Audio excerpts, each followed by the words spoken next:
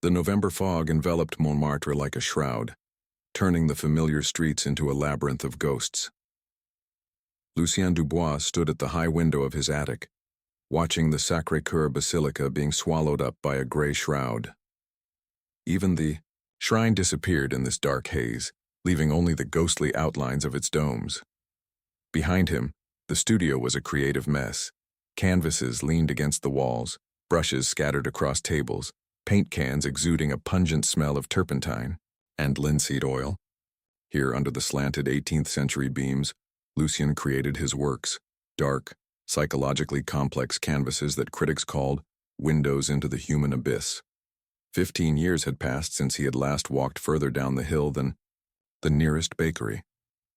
15 years of self-imposed exile, beginning the day his wife Isabelle crashed her motorcycle on the way back from his gallery show.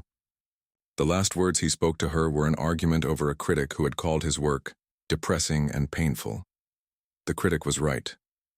But depression and morbidity sold well. Private collectors hunted Lucien's paintings like vampires hunted blood. His agent Philippe Durand skillfully maintained the myth of the hermit artist who created in complete isolation, drawing inspiration from his own suffering. The phone rang, breaking the morning silence of the studio. Lucien did not answer the phone, but the answering machine turned on automatically. "Lucien, it's Philippe. I hope you're listening. There's a murder on the news.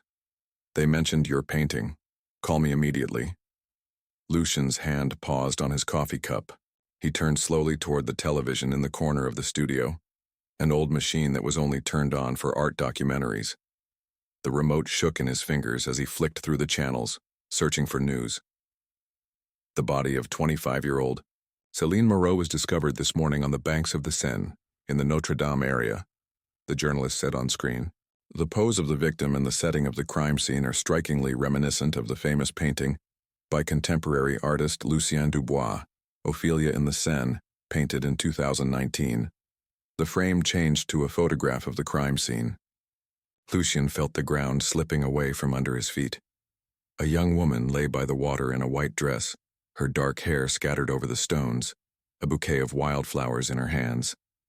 Every detail was copied from his painting with photographic precision. The police do not rule out that the killer could have used the work of art as instructions to commit the crime, the journalist continued. We tried to contact the artist Lucien Dubois for comment, but he is known for his reclusive lifestyle. Lucien switched off the television and sank into a chair. His hands shook as he lit a cigarette, a habit he hadn't been able to break since he'd stopped going out. Ophelia in the Seine was one of his darkest works, written during a period of deep depression following the 3rd anniversary of Isabelle's death. The painting showed a young woman lying in the water among water lilies, like Shakespeare's Ophelia, but with modern details. Jeans instead of a medieval dress, a smartphone in her hand instead of flowers. Lucien wanted to show how the modern world can lead a person to the same tragedy as Shakespeare's heroine, but someone saw in his painting not a metaphor, but an instruction. A knock on the door made him jump. Lucien wasn't expecting anyone. Groceries were delivered to him. Bills were paid automatically, and the rare visitors warned him in advance of their arrival. "Monsieur Dubois, Paris police. We need to talk to you." The voice was female, with a slight southern French accent. Lucien walked to the window and looked out. A woman in a dark coat was standing at the entrance next to a police car. "Inspector Claire Moreau," she introduced herself when Lucien opened the door. "I'm investigating the murder of Céline Moreau." The irony of the names did not escape the artist's attention. Claire Moreau looked 35 years old with short chestnut hair and tired brown eyes. Her face showed the same weariness of the world that Lucien saw in the mirror every morning. "Come in," he said, stepping aside. Claire looked around the studio, her gaze lingering on the paintings hanging on the walls.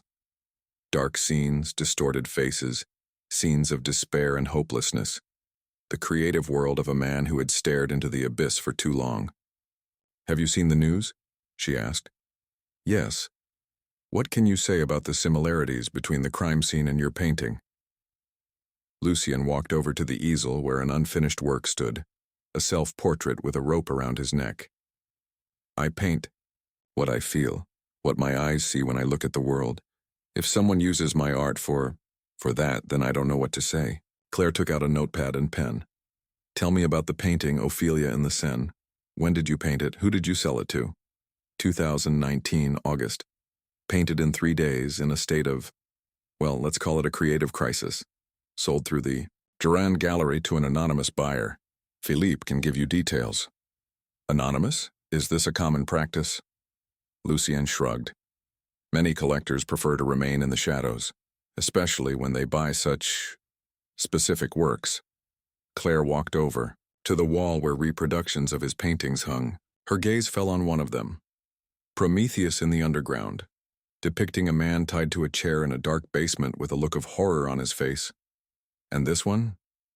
2020. Also sold through Durand. To the same buyer? I don't know. I'm not interested in the fate of my works after they're sold. Claire wrote something down in her notebook and turned to face the artist. Monsieur Dubois, I need you to be prepared for the possibility of more crimes. If the killer really is copying your paintings, then... She didn't have time to finish her sentence. Lucien's phone rang and he answered automatically. Lucien? It's Philippe. Turn on the news. Now. The artist turned on the television. On the screen was a news report about the second murder. The body of 60-year-old antique dealer Pierre Dupont was found in the basement of his shop. The victim was tied to a chair. His body was covered in multiple wounds. Police note a striking resemblance to Lucien Dubois' painting, Prometheus in the Underground. Lucien felt sick. The screen showed a photograph of the crime scene, a man in the same position as in his painting, with the same expression of mortal terror. 2 murders in a week, Claire whispered, and both copying your work. It's impossible. Lucien sank into a chair. My paintings, they're just art. A way to express my inner pain. For you, it's art. For someone else, it's a guide to action. Claire put her notebook away and headed for the exit. I will contact your agent, get a list of all the work sold. And I advise you to think about everyone who could have seen your paintings before the sale. The killer knows your work very well. Lucien found Watteau's business card and old notes. Henri Watteau, Doctor of Art History, specialist in modern art and its psychological impact. On the back of the card was written the phrase, "Art without suffering is not art." Now these words sounded like a threat. Lucien went online and began searching for information about Watteau, articles about the therapeutic function of dark art, lectures on the boundaries between creativity and madness, studies on how works of art can influence people's behavior. One of the articles featured a photograph of Watteau, a middle-aged man, with piercing eyes and a subtle smile. The face of a man who knows secrets that others would rather not know. Lucien turned off his computer and looked at his paintings. Each of them was a cry for help, an attempt to share the pain he could not put into words. But someone heard this cry and decided to turn the metaphors into reality. Outside, Paris was sinking into night, and in the studio of a reclusive artist, the hunt began for the man who had turned art into a murder weapon. Lucien picked up a brush and began to paint a new picture, a self-portrait with a detective. Perhaps this will help him find the killer, or give him an idea for his next crime. The rain began at dawn, turning the cobblestones of Montmartre into mirrors reflecting the gray sky of Paris. Lucien stayed up all night, sitting by the window, with a cup of cold coffee and a business card of Henri Watteau in his hands. Art without suffering is not art. These words now sounded like an epitaph for Marina Sokolova and Pierre Dupont. The artist's computer was sparse, an old laptop that he used only to contact the gallery and occasionally search for references. But today, for the first time in years, Lucien delved into the internet to find information about the person. Dr. Henri Watteau, 45, graduate of the Sorbonne, specialist in modern art and its psychological impact, author of many articles in prestigious magazines, consultant in several Parisian galleries. In the photographs, an elegant man in expensive suits with piercing dark eyes and a barely noticeable smile. Lucien found his dissertation, The Therapeutic Function of Dark Art in Modern Society, and began to read. With each page, His anxiety grew. Watteau wasn't just analyzing the effects of art on the psyche. He was studying how works of art could manipulate emotions, evoke certain behavioral responses, even push people to extreme actions. The artist is responsible for the emotional impact of his work, Watteau wrote. Dark art can serve as both a catharsis for the viewer and a trigger for hidden destructive impulses. The art critic's job is to study this boundary and understand where creativity crosses over into incitement. In the bibliography, Lucien found references to studies of serial killers inspired by works of art. Jack the Ripper, and letters with theatrical signatures. Charles Manson and his interpretation of Beatles songs. Modern criminals copying scenes from films. Watteau knew more about the dark side of art than any other scholar. The phone rang, interrupting my reading. It was Philippe Durand's third call that morning. "Lucien, you must give an interview. Journalists are besieging the gallery. Your name is on the front pages of all the newspapers. I will not speak to the press. Then tell me, are there any other paintings that the killer could use?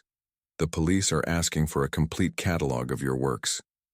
Lucien looked at the wall where reproductions of his dark canvases hung. The Judgment of Paris. 3 naked women in provocative poses. Icarus in the Labyrinth. A man falling from a great height.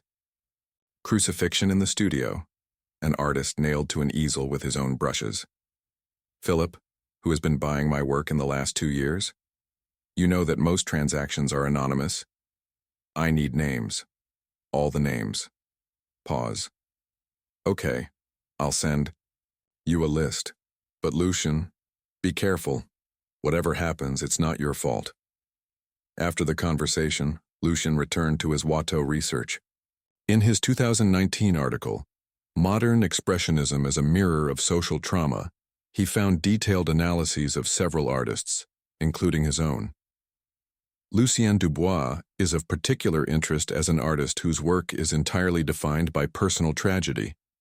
Watteau wrote, "The death of his wife in 2008 was the catalyst for a series of works in which the artist explores themes of guilt, self-imposed punishment, and suicidal tendencies.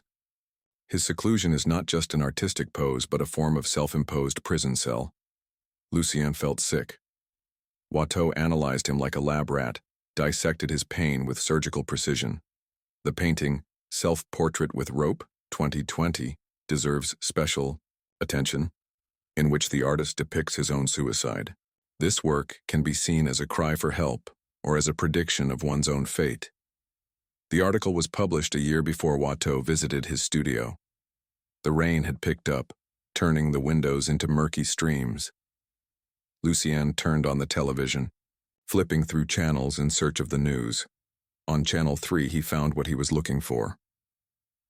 The body of the famous actress Sophia Leblanc was discovered this morning in her dressing room at the Théâtre du Châtelet.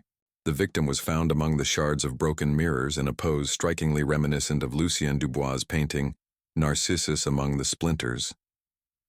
The screen showed a photo of the crime scene. Sophia was lying on the floor surrounded by hundreds of shards, each one reflecting parts of her body, an exact copy of his 2021 painting. Lucien turned off the TV and walked over to the easel where the original work stood. Narcissus Among the Splinters was his interpretation of the ancient Greek myth, a modern man in love with his own reflection, on social media, destroying himself in pursuit of an illusory image. Sophia Leblanc was known for her narcissism, her media scandals, her obsession with her own image. The killer chose victims who matched the characters in her paintings. The phone rang again. Unknown number. "Hello? Monsieur Dubois? This is Commissioner Moreau. I need to see you. Immediately." An hour later, Claire Moreau was sitting in his studio, studying the reproductions of the paintings on the walls. The rain pounded the roof, providing a soundtrack for their conversation. "3 murders in 2 weeks, she said. "Everyone is copying your work with photographic accuracy. We have a serial killer who uses your art as a guide. I gave you the name of the suspect, Henri Watteau. We checked his alibi. At the time of the actress's murder, he was giving a lecture at the Louvre. 100 witnesses." Lucien felt disappointed. Then he has an accomplice. Or we're looking for the wrong person. Claire walked over to the wall of paintings. Tell me about these works. In what order were they painted? Lucien followed the chronology of his work with his eyes. Ophelia in the Seine, 2019.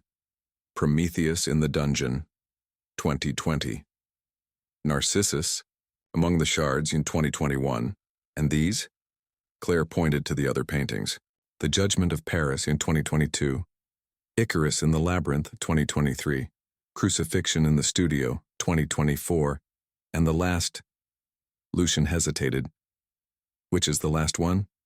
Self-Portrait with a Rope, unfinished work. Claire wrote down the titles in her notebook. 7 paintings, 3 have already been realized. What if the killer plans to reproduce the entire series? Then the next one will be... They simultaneously looked at The Judgment of Paris, a painting depicting 3 women in provocative poses competing for the judge's attention. 3 victims at once, Claire whispered. When the inspector left, Lucien was left alone with the horrific truth. If the killer really planned to repeat the entire series, the finale would be Self-Portrait with Rope, his own death.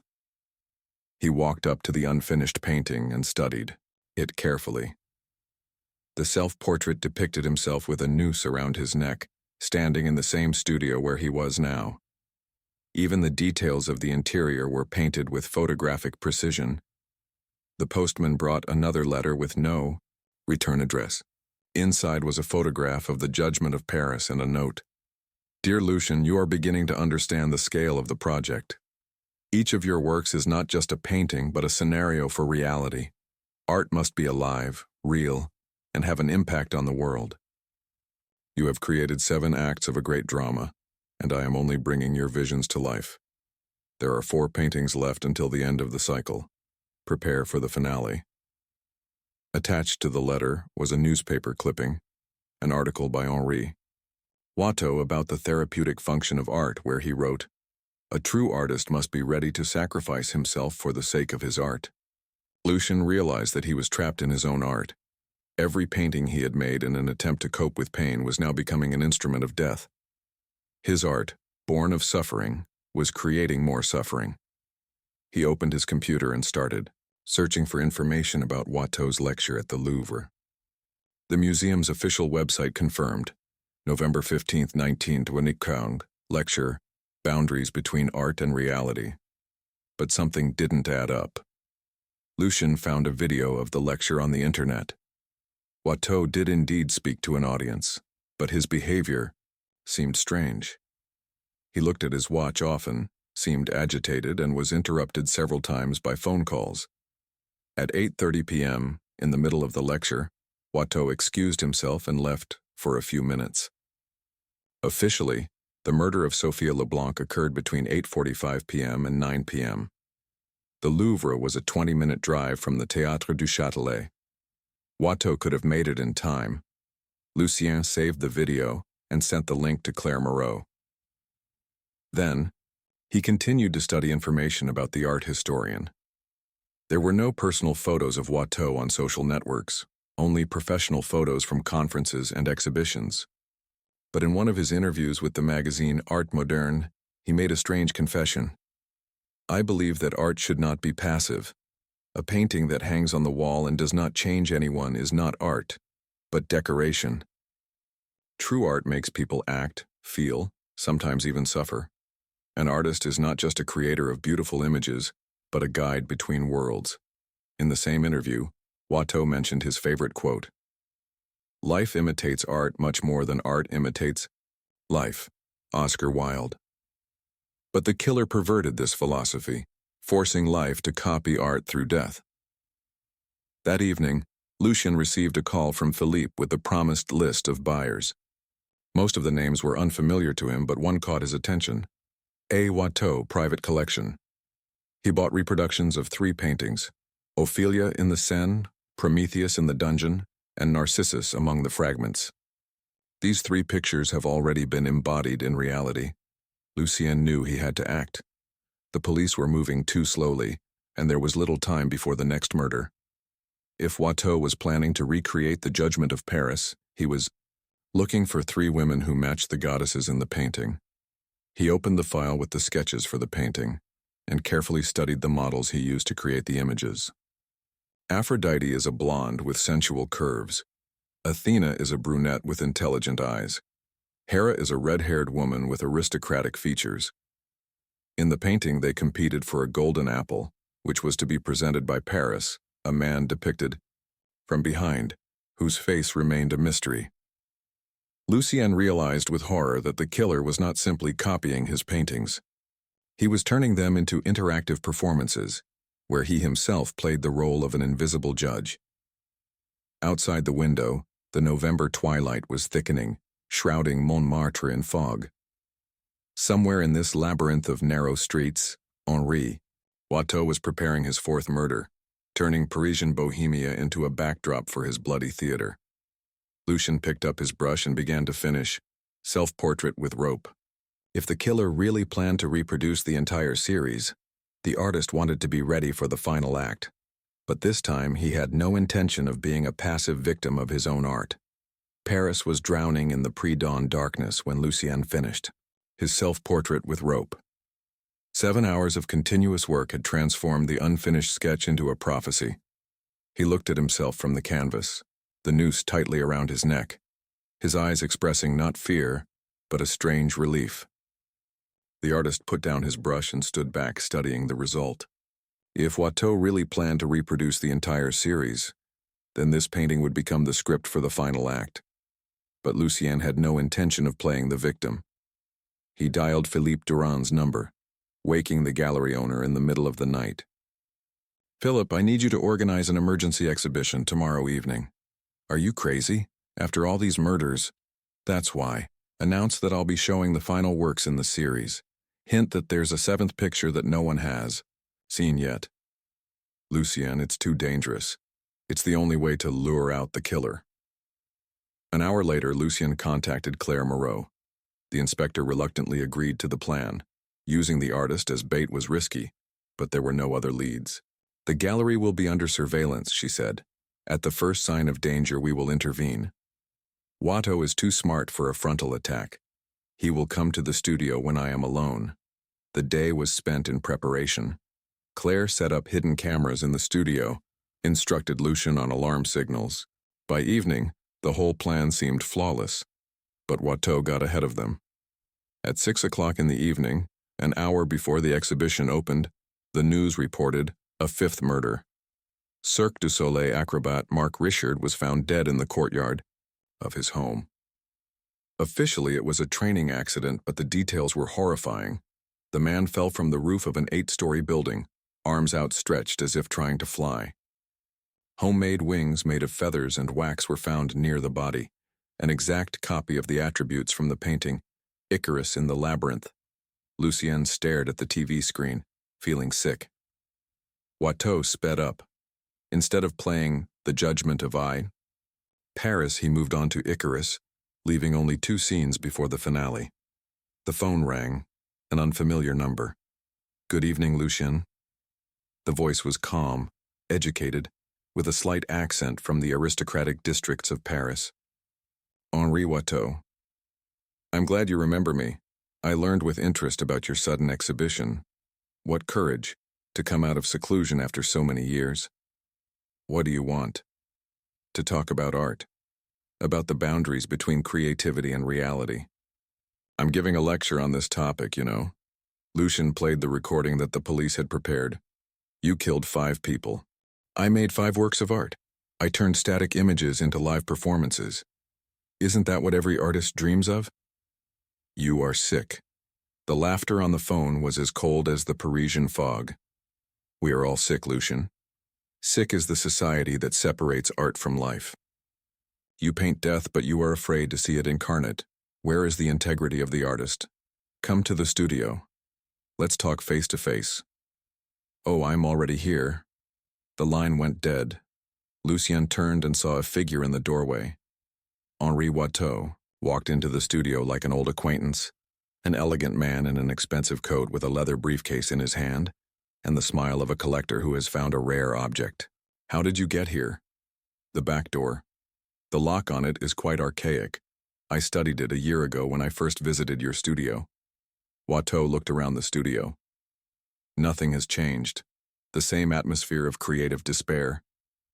Lucien quietly felt the panic button in his pocket. But Watteau noticed the movement. There's no need to rush to call for backup. We have things to discuss. He pulled a gun out of his briefcase, an antique revolver that looked more like a museum piece. This belonged to my great-grandfather. He was an art connoisseur, too. The police know you're here. The police are looking for a serial killer, and I am an art critic who has come to a private meeting with an artist. Watteau walked up to the wall of paintings. Amazing work, Lucien. Each canvas is a window into the human abyss. He stopped in front of self-portrait with rope. Ah, you've finished the 7th picture. Excellent. Now you can consider the cycle complete. Do you want me to commit suicide? Watteau turned around, his eyes showing genuine surprise. Committed suicide? My God, no. Suicide is a capitulation, a renunciation of responsibility. You must die as an artist who has created a great work.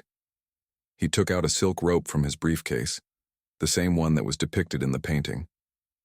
You see, Lucien, your death will not be a simple murder. It will be the final brushstroke in a series of 7 paintings. You will die creating art. You are crazy. The world is mad, which separates creation from life. I am merely restoring the connection. Watteau began to slowly wind the rope around his hands. Do you know what struck me most about your works? They were prophetic. Each painting predicted a real death. Lucien slowly retreated towards the easel. Céline Moreau did drown herself. In the Seine, a year ago before I found her body and reproduced your Ophelia. Pierre Dupont died of a heart attack in his basement. I just added details to match Prometheus. What do you mean? That all the victims were already dead when I found them. I'm not a killer, Lucien. I'm a curator. I find deaths that match your paintings and turn them into art. The world turned upside down. Lucien felt reality disintegrate into fragments. This is impossible. Paris is full of lonely deaths.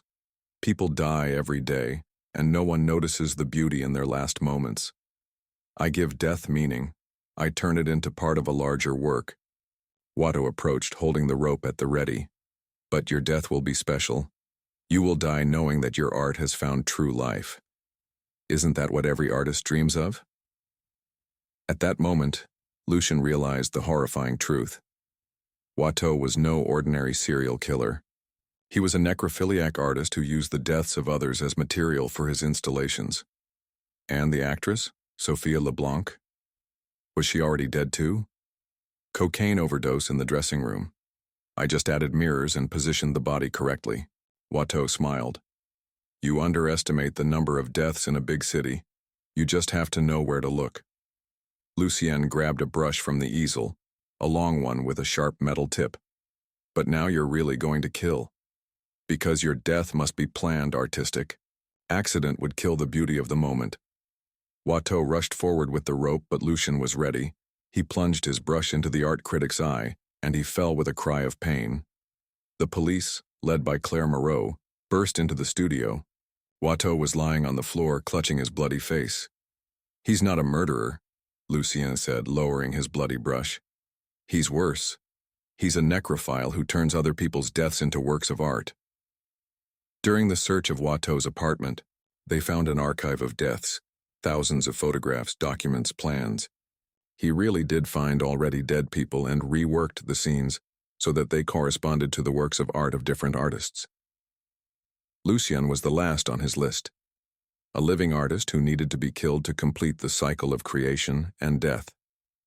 A month later, Lucien sat in the same studio, but the atmosphere had changed. The gloomy paintings had been removed from the walls and replaced by landscapes, the first works he had painted in 15 years of seclusion. But in the corner of the studio, facing the wall, was a new canvas. It was a portrait of Henri Watteau, a man with a brush for an eye, surrounded by photographs of dead bodies. Art cannot exist without darkness, and darkness will always find a new guide. Lucien opened the window, letting the cold Parisian air into the studio. Down below, on the streets of Montmartre, life went on. Tourists taking pictures at the Sacré-Cœur, artists selling portraits on the Place du Tertre, lovers kissing on the steps of the Basilica. But somewhere in this beautiful chaos, a new darkness was already maturing, looking for a new artist who could give it form. Lucien picked up a brush and began a new painting, a self-portrait with an open door. Perhaps it was time to leave the seclusion, or perhaps the world was not ready for what he could create after all he had been through. Outside the window, Paris breathed thousands of stories, and each of them could become the next canvas in the endless gallery of human passions.